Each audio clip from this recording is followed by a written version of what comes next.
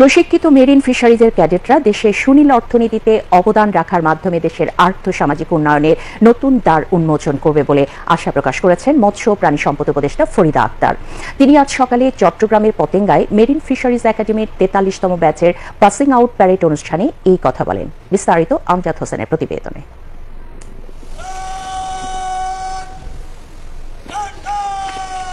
২ বছরের কঠোর কৃষি অধ্যবসায় সমাপ্ত, এবার সময় উত্তাল সমুদ্রে যাবার। পাসিং আউট প্যারেডের মধ্য দিয়ে যার আনুষ্ঠানিক যাত্রা হলো শুরু। নির্ভীক, আত্মপ্রত্যয়ী ও নবজীবনের উদ্দীপনায় ভরপুর এসব নওজোয়ান। দক্ষ হাতে নবদিগন্তে লাল সবুজের পতাকা উড়াতে এবার তারা জাহাজে উঠবে বছরব্যাপী ইন্টার্নশিপে। মঙ্গলবার বন্দরনগরী চট্টগ্রামের পতেঙ্গায় মেরিন ফিশারিজ একাডেমিতে ৪৩তম পাসিং আউট প্যারেড পরিদর্শন করেন মৎস্য ও প্রাণী সম্পদ উপদেষ্টা ফরিদা আক্তার। প্যারেডে ক্যাডেটরা প্রদর্শন করে বর্ণাঢ্য কুচকাওয়াজ। এ সময় একাডেমির বিভিন্ন ক্ষেত্রে সাফল্যের জন্য ৪ জন কীর্তি ক্যাডেটকে সম্মাননা পদক তুলে দেন অনুষ্ঠানের প্রধান অতিথি। গত ৫১ বছর ধরে এই একাডেমি জাতিকে উপহার দিয়ে আসছে গভীর সমুদ্রে যোগ্য, দক্ষ ও অকুতোভয় কাণ্ডারি।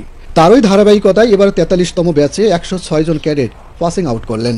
তারুণ্য দীপ্ত এসব নবীন মেরিন সেনা বহির্বিশ্বে বাংলাদেশের ভাবমূর্তি উজ্জ্বল করবে আশা মৎস্য উপদেষ্টার।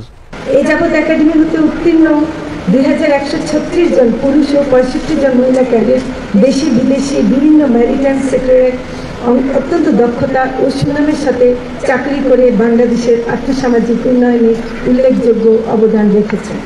আমার দৃঢ় বিশ্বাস, কঠোর অধ্যবসায় এবং প্রগাঢ় প্রশিক্ষণের মাধ্যমে অর্জিত এই জ্ঞান তোমাদের ভবিষ্যৎ কর্মক্ষেত্রে সহায়ক ভূমিকা রাখবে। পরে দেশের স্বাধীনতা ও সার্বভৌমত্ব রক্ষায় শপথ বাক্য পাঠ করেন ক্যাডেটরা।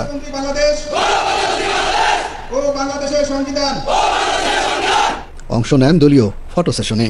পাসিং আউট প্যারেড অনুষ্ঠানে উপস্থিত ছিলেন মৎস্য ও প্রাণী সম্পদ মন্ত্রণালয়ের সিনিয়র সচিব M A Akmal Hossain Azad, Chittagong marine fisheries একাডেমির অধ্যক্ষ ক্যাপ্টেন মোহাম্মদ হাসান সহ সংশ্লিষ্ট বিভিন্ন বিভাগের কর্মকর্তা ও অভিভাবকবৃন্দ। আমজাদ হোসেন।